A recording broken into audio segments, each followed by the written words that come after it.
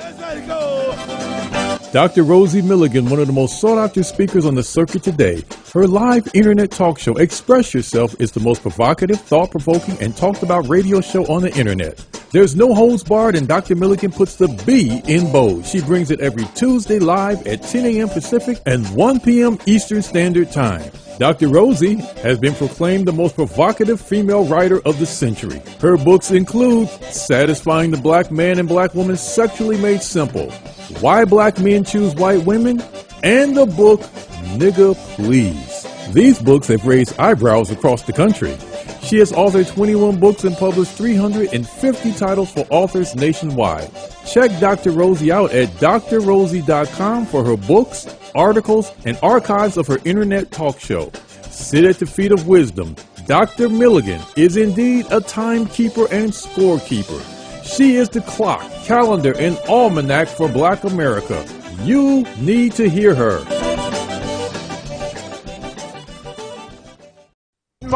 Good morning, top of the morning in sunny California. Yes, that's right. We're in sunny California. You'll listen to the Express Yourself Hour, and I am your host, Dr. Rosie Milligan, coming to you with live, but nothing but straight talk. That's how we do it around here, folks. Nothing but straight talk. We bring you information that you will hear no other place, right here on Express Yourself Hour. Today, we have a show backed by popular demand. It's part 2 of what we did last week.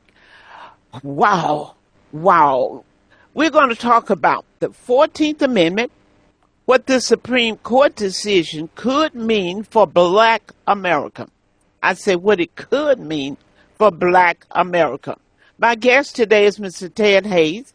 He is an American civil rights activist and advocate for the homelessness, known for funding innovative housing communities in Los Angeles and his long-standing social activism nationwide.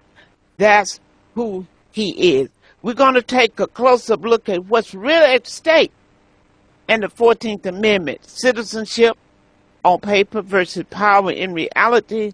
The 14th Amendment is being tested. So, folks, here's what you need to do. Right now, you need to call your family. You need to call your friends. You need to call anybody you know, because they're going to hear some information that they have not heard, they need to hear. And it's amazing, how we take civic, we take government in high school, and we forget all about the impact of it because we're going on with our lives. I mean, the average person you talk to, they can't relate.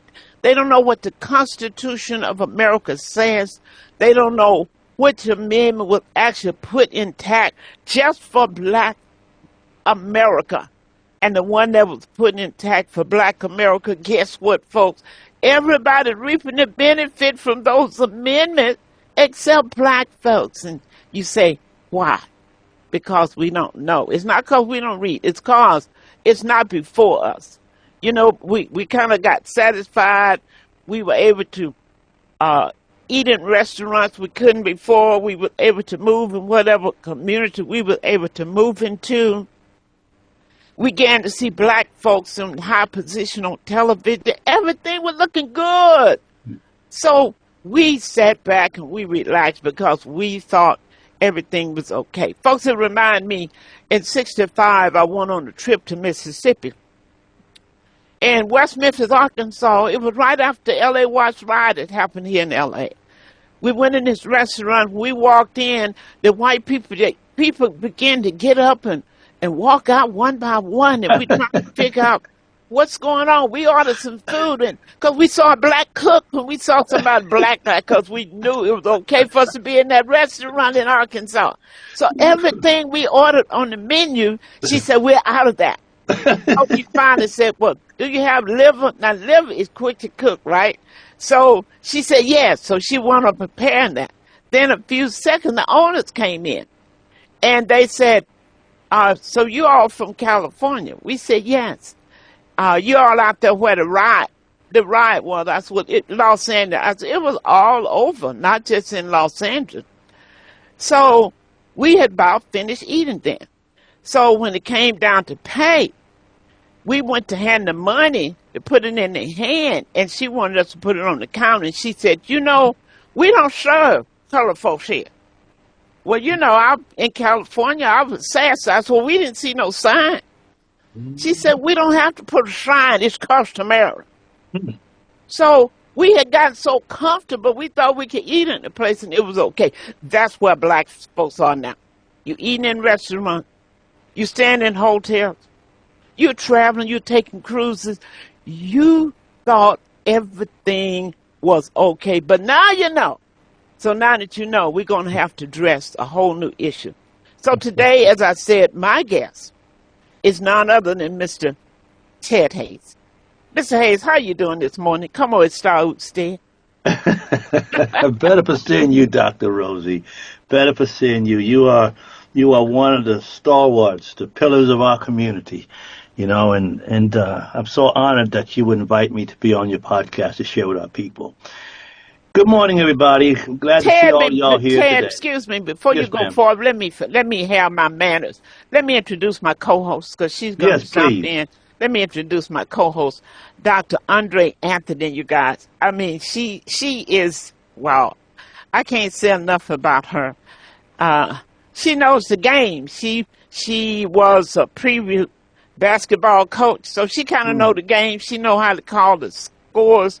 She's an educator. She has a nonprofit organization. She's on the warpath to help save our children who have been abused, sexually abused. She created ambassadors from every family to reach out and to look out and let everybody else know what's going on. She has a very important job. So good morning, Dr. Andre. I forgot my manners. That's okay. Good morning. Good morning to everyone. Good morning to our guests. And good morning to everyone that's joined us. I'm happy to be here, and I'm ready to take on the part 2 from last week. There's a lot of great information, so my ears are open, and I'm ready to learn. Absolutely. Hey, Dr. Andre, that was payback from Dr. Rosie for you not calling her yesterday. That's why she be here this morning. There you go. I want to acknowledge. Take it away, brother. Okay, Ted. I want to first acknowledge Tanja Edwards. I met her a couple weeks ago. That's one sister that's a firebrand. You touch her, you get burned. When I say she's hot, she doesn't wait around. When you say something, she gets right to it. And I just want to tell her, for everybody, how much I appreciate Tanja for sparking this off for us in the community. Bobby Buck is here from Skid Row. This is the brother that's been down there for many years, trying to make sense out of all of that and helping our people out. And we had a nice conversation last night. And I was saying to him that from my research on the 14th Amendment and the Civil Rights Act of 1866 and how the Supreme Court, since 1866, whenever the case of the 1866 Civil Rights Act came up, our citizenship, the Supreme Court, based on the court of public opinion. Don't you believe it when the Supreme Court says that they're neutral and that there's some kind of genius sitting up in that building and they come up with all the ideas in the world? No, it's not true. These men and women, they read law firm publications that watch the Supreme Court, and they listen to a lot of different lawyers and scholars' opinions, and then they formulate their own opinion among themselves. In fact, I have already sent a few of my letters and my comments to some of these outlets. One rejected me, not because I wasn't right, because I was right, frankly, and they know I was right, and I brought an angle that the Supreme Court nor these attorneys have ever seen before. And I said, well, why don't you publish it? She said, because you're not an attorney. If you were an attorney, we would publish you. So that's a problem there. But I'm thinking of finding an attorney. If y'all know some attorneys who want to help our people, I will give them the article and the information. Then they could publish the article on these places.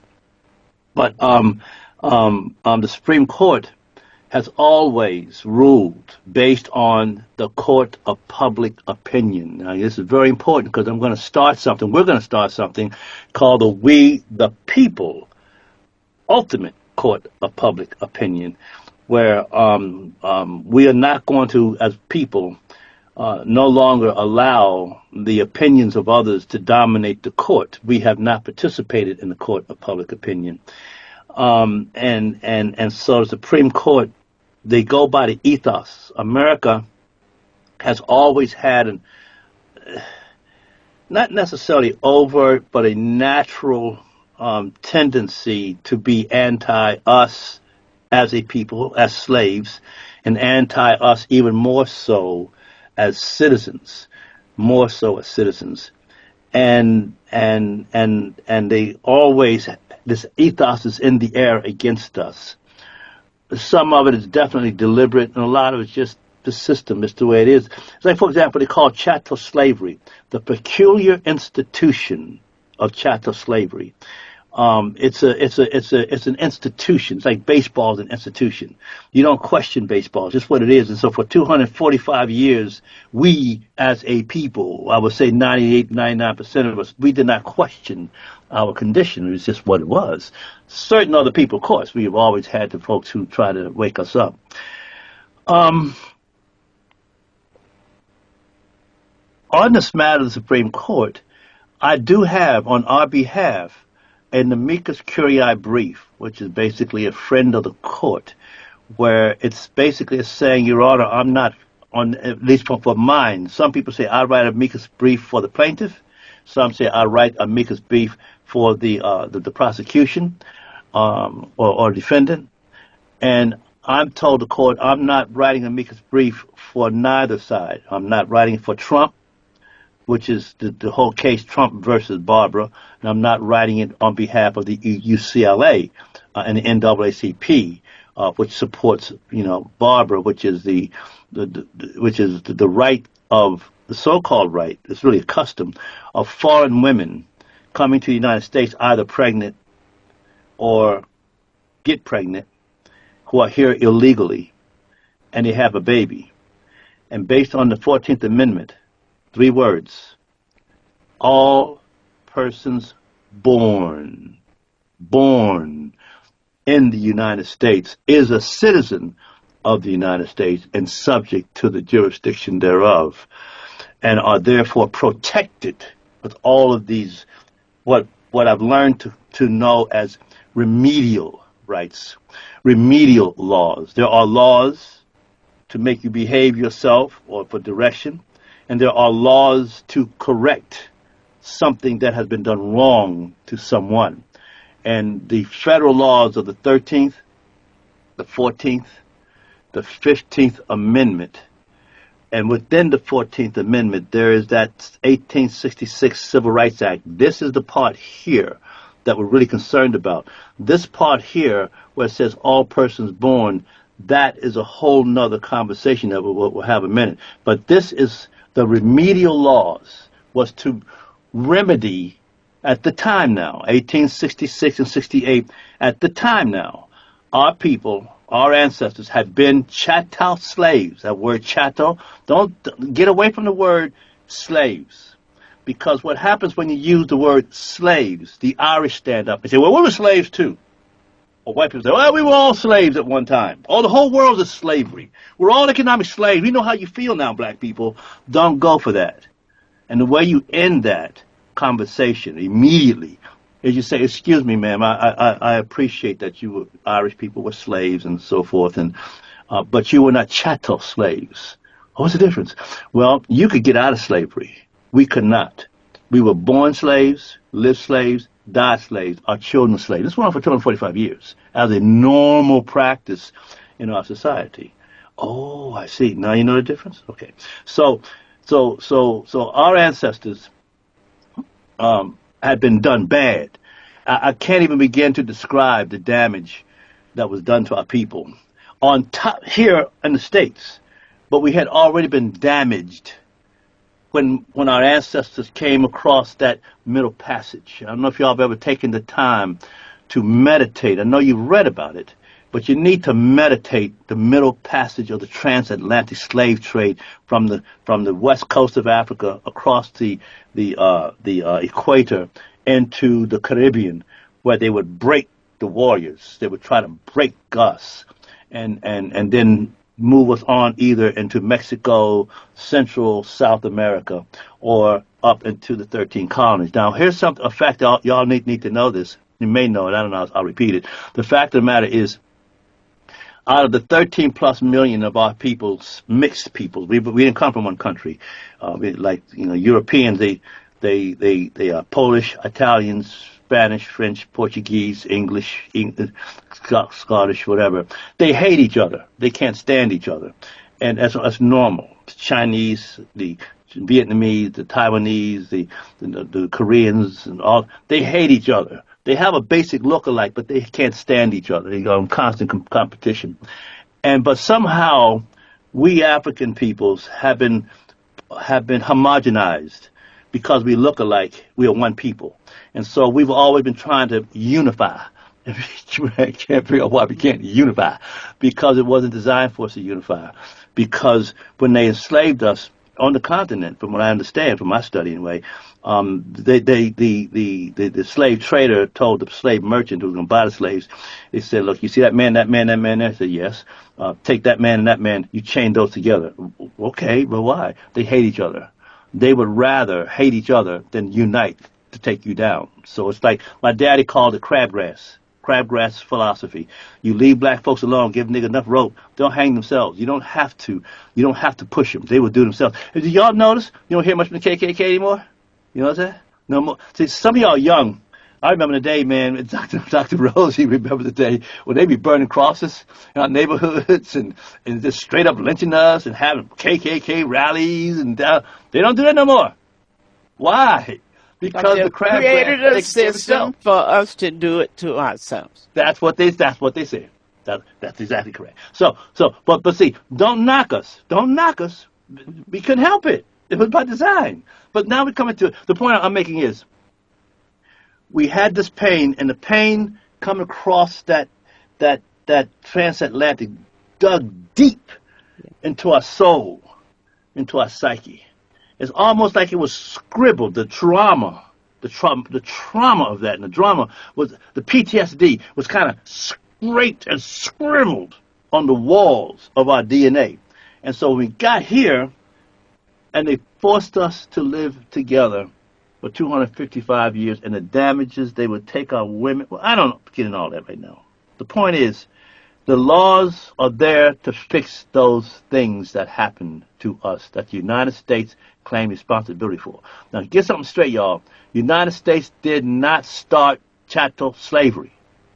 England started chattel slavery. Okay, that's so. But the United States, because it inherited this country after the war, they also inherit the propertyship of us. And so the United States figured, we got to fix this. And so in 1866, after the Civil War, when these immigrants finally fought themselves over us, got done with that, they wrote these laws designed specifically to heal us from the 245 years of damage. Hence, the 13th Amendment abolishes slavery, Part 2, except in prison. So do we still have slavery in America? Not chattel, but slavery.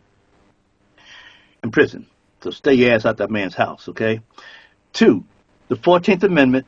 The 14th Amendment, they've said, gives black people citizenship. That's not true, y'all. Get that out of your head. I thought it was true, too. The 14th Amendment, and this is where the people who are claiming that all persons born, that 14th Amendment, all persons born, they're claiming that gives them citizenship. See, their hubris, God has caught them in their own craftiness.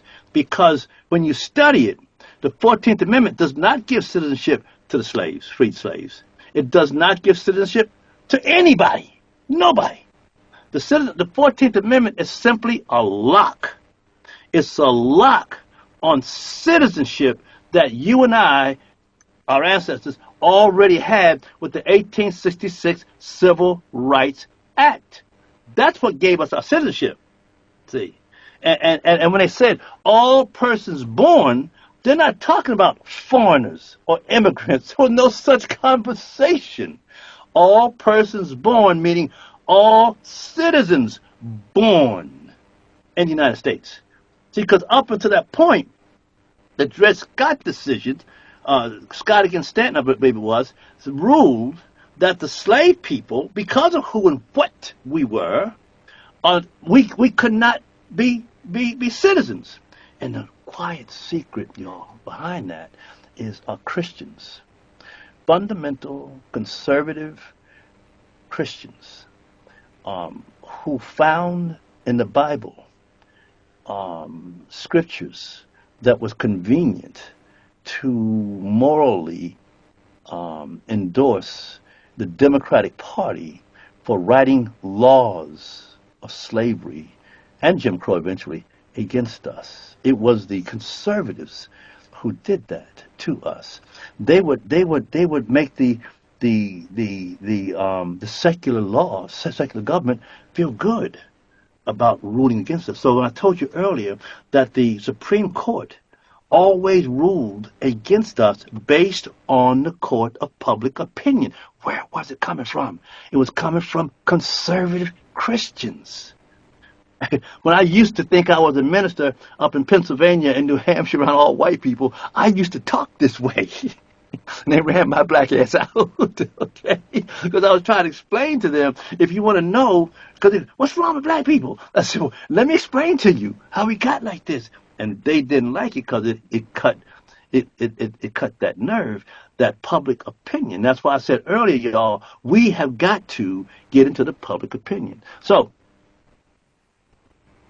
all persons born is us. What Mr. Trump is doing, let me explain to you. Now, whether y'all like the man or not is irrelevant.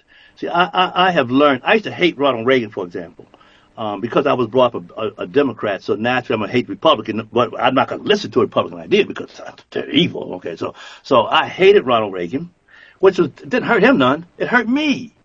It hurt me in my relationship with God, that I should not have animosity, even towards people I perceive as my enemy, right?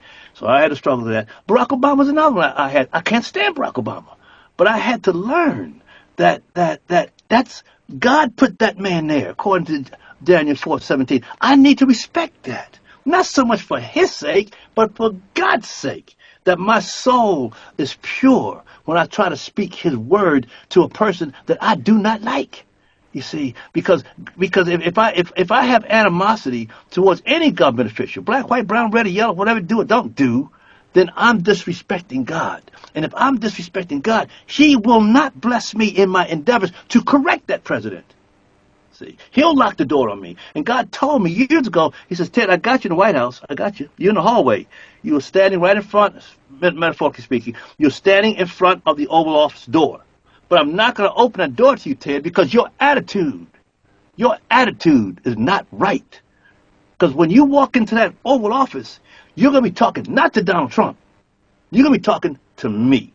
And you're going to respect me as such. So, I say to you, whether you like the man or not is irrelevant. The fact of the matter is, this is the first presidential candidate, white guy, and the first president to bring this issue up, the most important issue to this nation's existence. This very, mark these words, y'all. This is May 12th, 2026.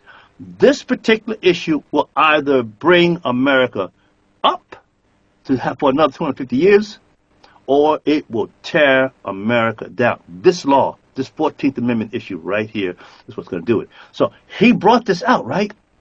And had he not brought it out, guess what?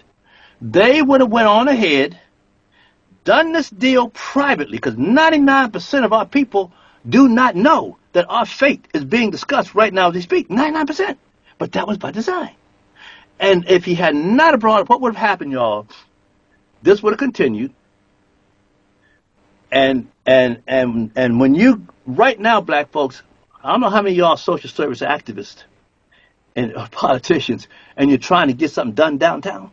You can't get it done, but you look around and see other people getting this stuff done.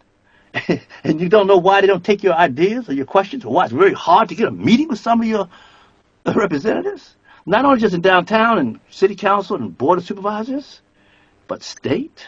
If you looked at the state legislature lately, who's there and who ain't there?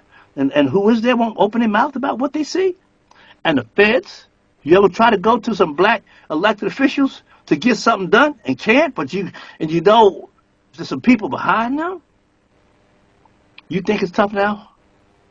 it's going to get worse. If the Supreme Court decides this June that we have to share our birth certificate, our right, our gun, our house, built on our ancestors' backs, with some foreigners who came in here illegally, it's over, y'all. It's done.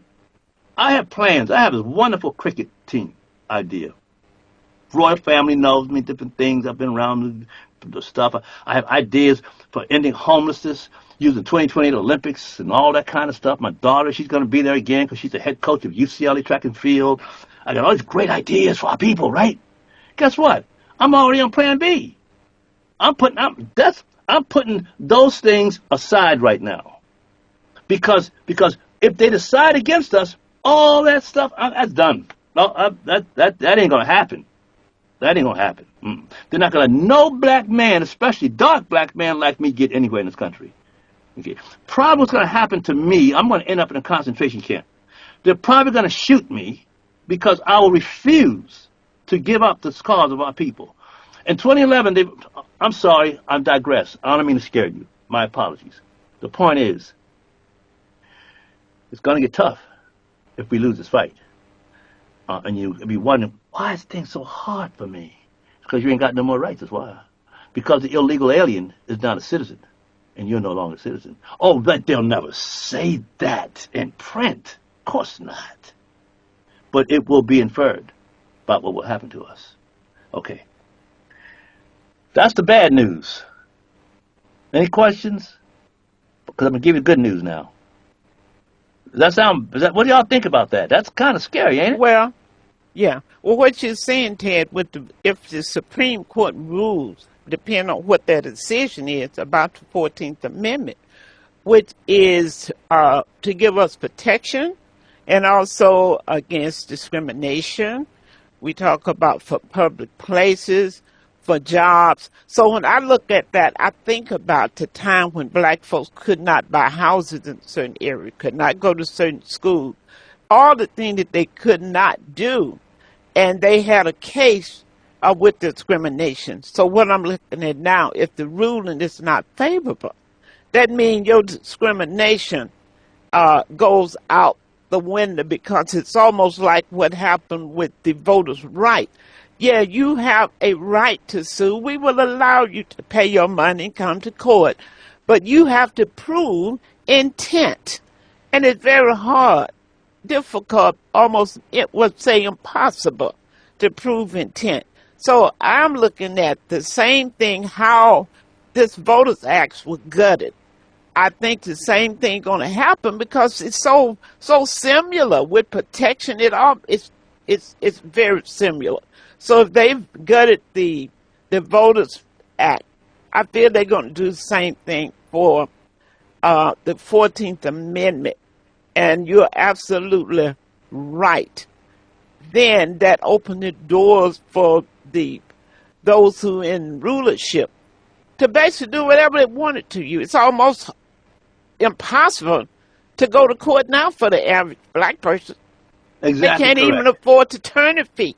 So if you got to do a long, dragged out thing trying to prove that there was discrimination and it really hurted you, I understand exactly what you're saying, where we will be. And it says in the 14th Amendment, Section 1, y'all go look it up. You get on your file with me, you look it up. It says, all persons born or naturalized United States are citizens and subject to the power thereof.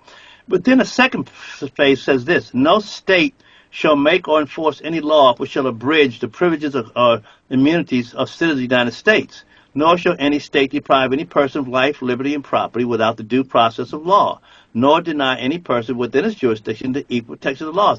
You know, that's talking about us. But guess what, y'all? According to this law, Sanctuary City, L.A., which Tom Bradley started. Tom Bradley started this, y'all. We'll talk about that later. He started this mess. Sanctuary City, Sanctuary County, Sanctuary State are all federal violations against us.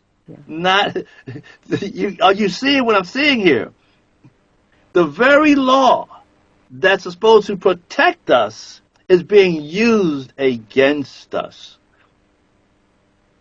Wow. Let's open up the mic. We have, I think, Dr. Andre had comments. I see Tanya. Tanya's my goddaughter. You guys, my kids and grandkids, they own it. Okay. I see Yeah. Lana Nash is on here again today. I'm always good to see Lana. My God, Hey need guys. Deba Harbor from Deba is all the way in Detroit. And I'm interested in what she has to say. And, you know, it's kind of like maybe at church sometime you just enjoying, you just want the minister to go ahead. You know, you just want him to keep going. You don't need to say amen, you're quiet. It may be Listen one to of him. those days that you don't want to miss a word, so you ain't going to holler, hey, you going to sit and listen. So this might just be one of those days. But if you have a comment, feel free to speak up. I think Dr. Andre wants to make a comment, then we come to you, Tanya. Yeah, I just wanted to ask Mr. Hayes, can you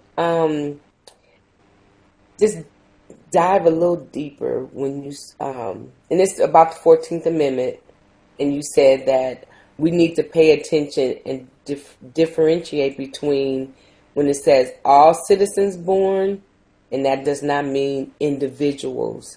Can you go a little deeper with that?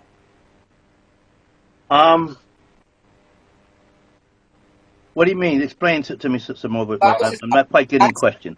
I took some notes. I was following you, and I jotted down some notes. And you said that we had to be careful because when it says all citizens, that's different from all individuals. So there's a difference there, and we need to be aware of what that difference is. What I think you're getting at? It says all persons born, any individual. Let's use Mexico because that has been the predominance. A Mexican woman is pregnant, and she comes into the country illegally, and she has that baby. Or a Mexican woman in the country illegally gets pregnant and has that baby. That baby becomes a citizen of the United States and has access to the remedial federal laws. Okay? No matter where they come from, by the thousands, by the millions, by the twos and ones, anyone that has a baby in this country that's here illegally, that child's a citizen. That's what that statement is saying. That's what they believe. And that's what Trump is saying. No, that's not right. That law is specifically for black people. He calls us the slave babies, not the anchor babies. The other group is the anchor babies. By the way, we did not come up with that term. They came up with that term, because what it means is this. When that baby is born and has access to federal laws, that baby then, relatives, grandmama, aunts, uncles, cousins, they now can come to the United States and join that citizen because that citizen has anchorage here. You see, that's what that means. And Trump says, So Trump wants to say, I ban this. From this day forward, there shall be no more anchor babies in this country because it belongs to black people. I'm against that. We are against that. And I'm going to tell you why we're against it. Just as much as we're against the ACLU and the NAACP supporting the illegal alien baby. We're against it because while Trump means well, and I'm not sure whether he's ignorant or... Because remember, this is a billionaire, knows nothing about this stuff, so someone's talking to him. The advice that he's getting, now I'm going to let y'all know a little secret. Trump's #1 lawyer on this topic is my mentor. I've known this man before he knew Trump, and he and I talked about this stuff over 20-something years ago. In fact, I don't know if y'all remember when James Spencer and the brothers, Black Lives Choose Black America and the Minutemen and Christmas Adams and all that. We was out there trying to say that stuff then. But see, I've talked with Trump's attorney about this. Okay, and I've sent him my information. And I know Trump's got this stuff. He's got to have what I'm saying over here. And I've made it clear to Mr. Trump that if you're going to ban it, it has to be from this day retro. Now, some of y'all who got Hispanic and Latino friends, as I do, I have plenty. You know, I got some illegal aliens that are friends. Okay, and it's going to hurt them when this comes out. That what we want, y'all. Well, let me excuse me. Can't speak for you.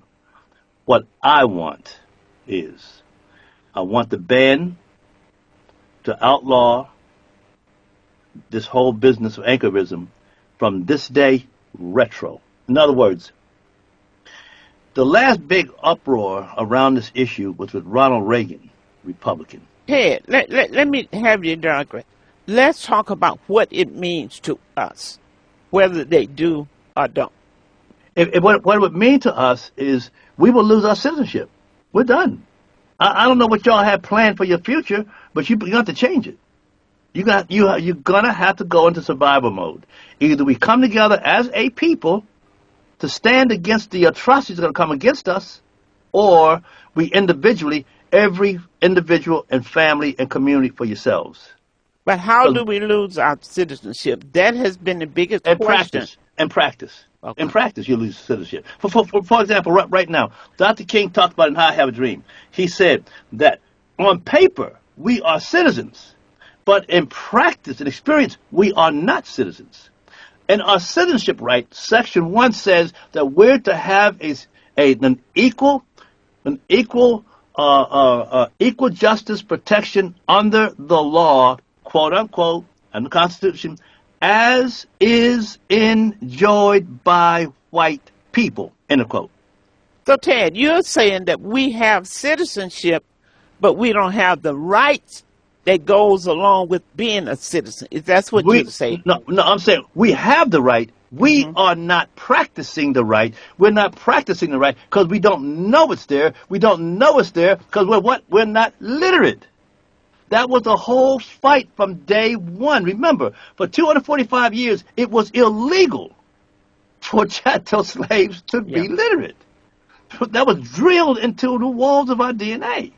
And then after the Civil War, when we allowed to read, if we could read, when them white boys from the Republicans would come down from the north, down south to teach our people literacy, they would get lynched.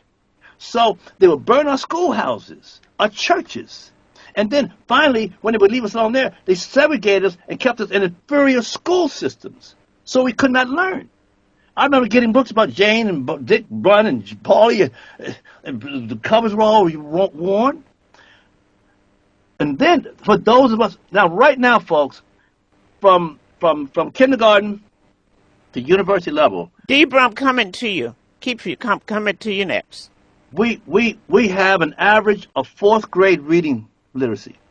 That's enough.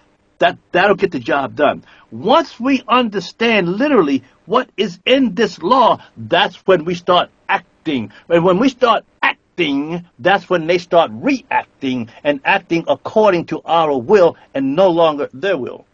If a police officer don't act like a police officer, he will not get the respect of a police officer. It's on us, y'all. Okay, one last point here. There's some people, a secret society in this country who knows what I'm telling you and more. They're waiting for us. They've been around since 1854. They've been waiting for us to wake up. Once we wake up, they will begin to release power into our presence. Well, Ted, as we know, every nation, every country, every people, when they became awakened, when the scales fell off their eyes, they were always led to rebellion. Deborah, go ahead. You had a comment. Hello, everyone. Hello, Deborah. Yes, I am so glad to be in this conversation. Can you hear me? Yes, we can. Okay. And the lead into what you just said, Dr. Rosie, is exactly where I'm coming with it. So I feel like we know the laws. We've read the 14th Amendment. We've seen movies about it. We have people advocating. We've been fighting, marching, talking about us not coming together. All this time we've been in this country. The only thing that we haven't really successfully done is divest. Period. We have to be radical about divesting from the lies and the all the treaties that's been broken, all the laws that's been given and taken away. They're even using our civil rights laws against us and calling reverse racism and the equal rights opportunity. The leader of that organization went up and called for the white man to let them know when they feel discriminated against because they're not getting the jobs. And they're taking every single law, every single thing that we fought for, we bled for, we sacrificed for. I'm not even talking about the immigrants right now. Let's just talk about white folks who are taking our laws and using it against us. We voted 90% of our vote went towards Kamala Harris. It made no difference. We are still talking about the same things over and over and over again, but what we haven't done was extract our energy from this country and put our energy, our creativity, and our efforts into ourselves. Focus on ourselves while this country is trying to continue to colonize the world. Focus on our community. Focus on ourselves. I have the right to vote, not to divest my vote. That doesn't mean I'm not engaging in the political infrastructure, but I much prefer divest my vote from the Democrat, Republican, back and forth, talking heads, opposite sides of the same coin, and invest in raising up somebody that is really, truly about helping our people, helping our communities to grow. Divest our vote from the federal government while these predators are in the federal government, and localize our vote on the state level, localize our vote on the city level, localize our vote on our community level, block by block. We have the right Can I break in divest for our vote. I appreciate that, Deborah, and we all got that. We're for that 100%. But if you But let don't me know say your rights, something. Hold for a minute, Ted. Let me say something. right. Because I know how things can be construed. Now, one thing DB said is absolutely right. Black folks are more interested in who's in the White House than who's running the school board, than who's doing anything in their local community. We rally around voting for a president, but we do not look at what's happening locally. But what I want to say, because this can be very misconstrued, because this show will also be on YouTube. People around the world is going to hear this conversation. I want to make it clear as the host of this show, we are not against Hispanic, anybody Right. who come here. We're talking about what the 14th Amendment was put in place for us, and everybody has benefited from it but us. So what we're saying, we're concerned about how we are being impacted when the 14th Amendment is not enacted according to what it was put in place for. Because people see it was a setup for us to fight against the Hispanics and, warring against each other. Even when all this first started, the sanctuary cities and all of this, Ted, it was because a lot of black folks was losing jobs because white folks and others would rather have them work for them than us. So then our people are feeling displaced. But as the table turned, as the chicken came home to roost, it wasn't displacing us. Now they find themselves being displaced because the plan to multiply and to control has come into effect. So that's why now we're looking at, well, we got to do something about them because they're hurting us. The intent went backward. So we're not against anybody. I don't want anybody going out thinking. We are looking at what the 14th Amendment, if it was put in place for us, then you need to protect us. Then it needs to be about us, and whatever has to happen to make sure that we gain our rights from the 14th Amendment, that's what we're saying, let it be. I want that to go out loud and clear. I don't have time to worry about what's happening with the Hispanics. Mexican, whoever. My worry is about the black folks that's in the ditch. It's the black folks that's beneath the economic rubbish. So if I need a crutch or a wheelchair, you don't need to give everybody else a wheelchair because I'm asking for one. If my leg That's is right. broken, fix me. That's right. That's right. And even if a black woman from Africa came here illegally and had a baby, based on that 14th Amendment issue, that's wrong too. So so Dr. Rose is absolutely correct about that. And I want everybody to understand that. Be very clear. We are not against anybody. We're not trying to take nothing from nobody. All we want is that which they wrote, which Dr. King said. All we want y'all to do is live up to the laws y'all wrote. So once we get this in our heads, all the other things that Sister Daba is talking about, we will unite. We will come together. Tanja, you want to say something, right? Tanja? Um, well, very quickly, on a good note, to one of the congresswomen today, this week, at the grocery store, and she's a black lady. Her name is Sydney Carmlager Dub, and Sydney, apparently, she has over 140,000 followers. I don't know. I've never met her. Maybe you guys know who she is. I heard of her. But when I stepped to her, and I didn't really know who she was, but I saw little Secret Services, and I said, she was parked next to me. I said, who is this? And they said, oh, this is your congresswoman. I was like, oh, okay, great timing. And so she was intrigued with the fact that I wanted to talk to her. And I asked her, I was like, are you getting ready to speak? She said, no, but I will. And that was my cue to ask somebody who's a United States representative, who is the only black woman in the state Senate, who was in my parking lot on Crenshaw and Slauson during such a time like this to talk to me. And if you go to my page, you'll see exactly what she said. Verbatim. I've asked her a question, and I mentioned the 14th Amendment, and I mentioned blacks and Hispanics. I mentioned what do she think about that, the homelessness, everything. I tried to put it all in one question, and she was very happy to answer all of it in a nutshell. And what she said was, the black people and the Hispanics, they've already said it. Your vote don't matter. They're going to do what they want to do. And she kept it very, very, very transparent. She said that you think it's only happening down south because you see it down south. They're trying to take your vote. It's happening right here. And if we don't get out and do something about it, you think it's hard now, like Rosie said, you guys said last week, to claim discrimination. It's going to be impossible.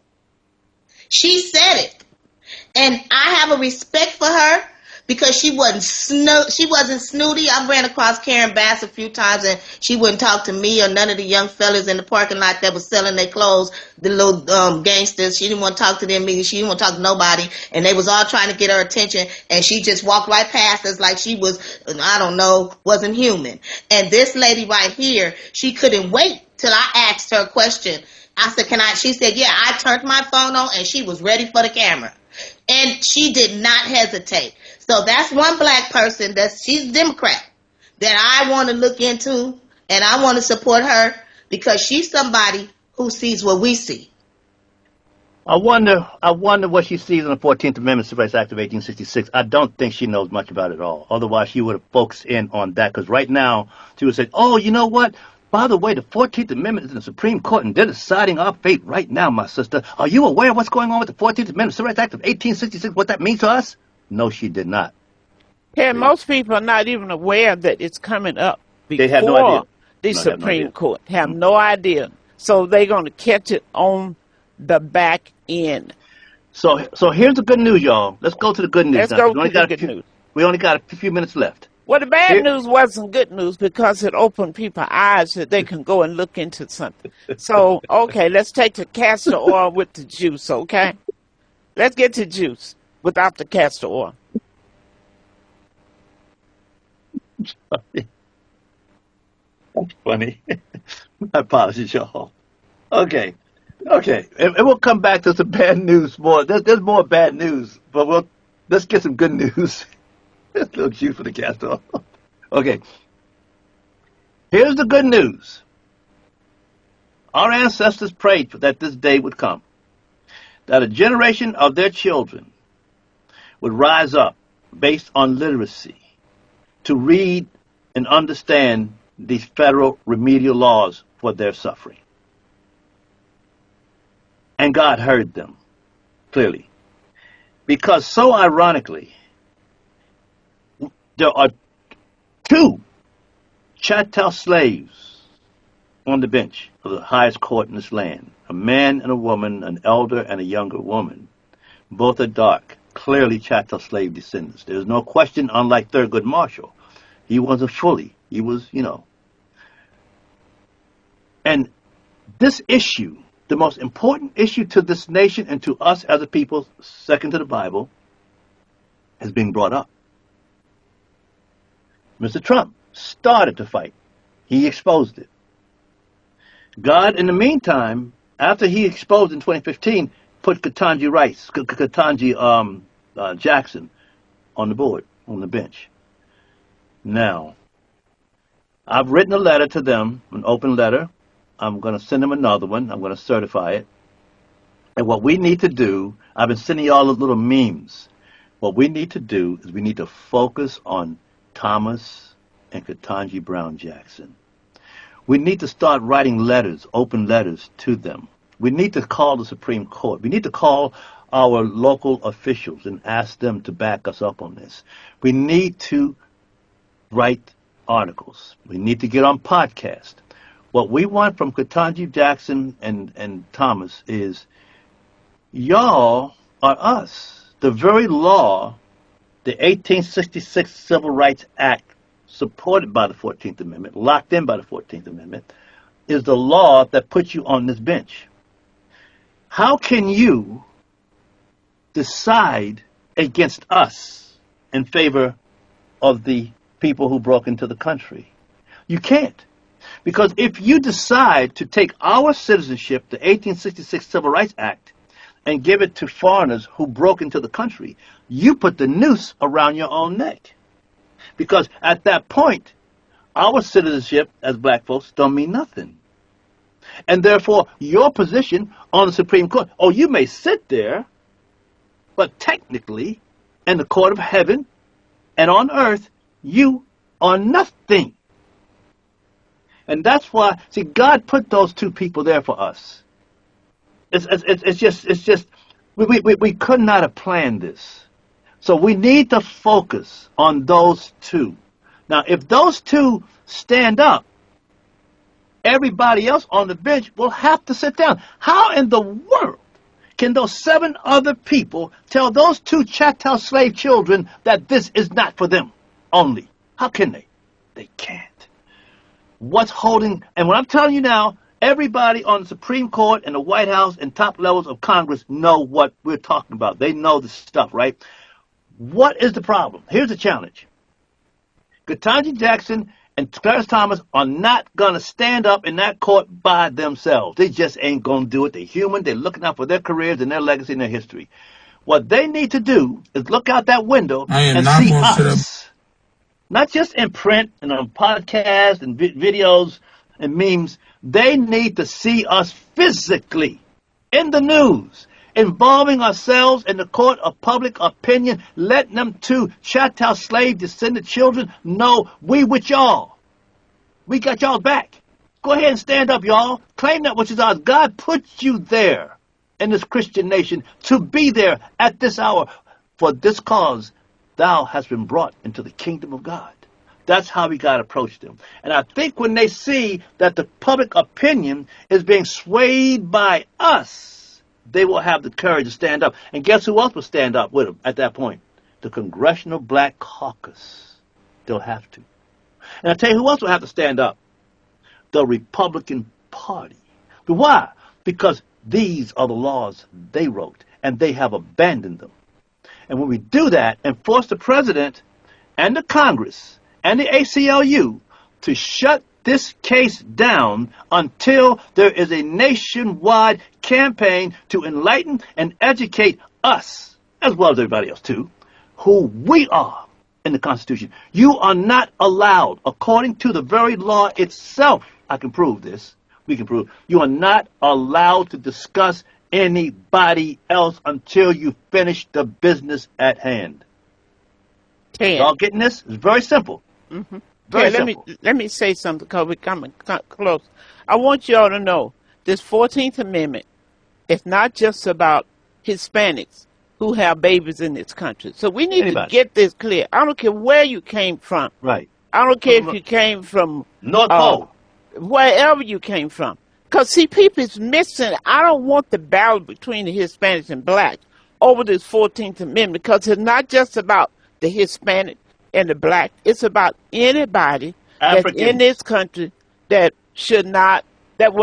doesn't have natural birth citizenship. Okay? But I want everybody in power, for the Clarence Thomas, for the Jackson, I want them to read the book of Esther. And I want you all on this line to read the book of Esther. And I want you to go back and read Nehemiah, who was in the king's house, had everything that he needed, but his countenance was sad because he saw the walls were torn down in the devastation of his people.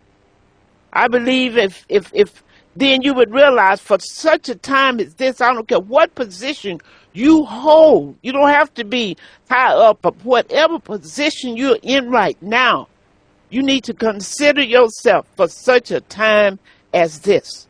Please read the book of Esther. Read Nehemiah's story. And I believe you would be convicted to understand your fight that needs to be in you for your people. I know this show doesn't give enough. Mr. Hayes was talking about starting an advanced Zoom class to teach our people how civic and government that we learned in high school, how it is applicable to us today. So if you all think we need to do something like that, I want you to put it in the chat. If you think we need to wake the people up to their civic duty and their governmental response, put it in the chat. Let me open the chat and see. Put it in there. Because, see, I don't want to spend my time doing anything that the people don't want. I could be asleep playing with my grandbaby. So I want to know what you want. We don't want to fight for something that you don't want. So if you think an advanced class to really learn about all of this that's impacting us, if you think it's important, put it in chat. Put it in the chat. Is there anyone else in our audience that have a comment you want to make?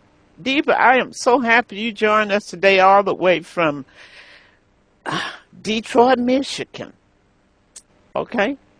I see nothing here in the chat, so I think everybody... I got a friend in Detroit. His name is McKinley, and we've been talking about this. I'd like to hook the sister up with McKinley. If maybe you could arrange that, doctor, or Tanja can put the lady from Detroit in touch with me. Deepa's my niece. Oh, she's your niece. Okay, good. Yeah. Good. Okay. Okay. They're hitting the chat. They're saying they think we need to come telling you, without knowledge, the people perish, and that's what's happening to our people right now, because they have no clue. Once we come into the enlightenment, once the scale fall off your eyes, you'll be ready to go to the next level. Mr. Hayes, you have a closing? Yes, ma'am. I was just checking on some things here before. Oh, Robbie Davis, let me mention that. I'm glad to see Robbie on the day. Robbie, I'm surprised you didn't jump in here. Robbie is a stump-down fighter for the community, so we thank you for joining us. I propose, look, Tanja will send you some more information to the website so y'all can go and study. I've created for you a cue card that basically you memorize it, read it, so when you call your friends wherever they are in the country, you say, are you aware of what's going on in the Supreme Court right now? And it gives you a list of statements that you can make. I'm going to give that to Tanja, and she'll email that information out to all of y'all. And once again, we are not against anybody. What we're doing is we're simply going to the Palace of Justice, the Supreme Court, and to collect our citizenship. And everybody in the world now should stand up and applaud us that we are coming for our citizenship, because they know when we get it right, the world gets it right. Because the world literally is built on our back. Okay? So take that attitude, take that pride that God has given with you for this matter. Thank you very much for tuning in today to Dr. Rosie Milligan's podcast to hear what I had to say. And if you want to talk more, just get in touch with Tanja or the doctor, and they'll find me. And if you know other people with podcasts that can come on and speak on other podcasts, I'd be more than happy to come and do that. Thank you, and bless you all. Yeah, so Ted, what you're actually saying, folks, all we're asking is to claim the rights of our citizenship. That's all we're asking. That's all we're saying. The law, the Constitution said we have the rights and protection as a citizen.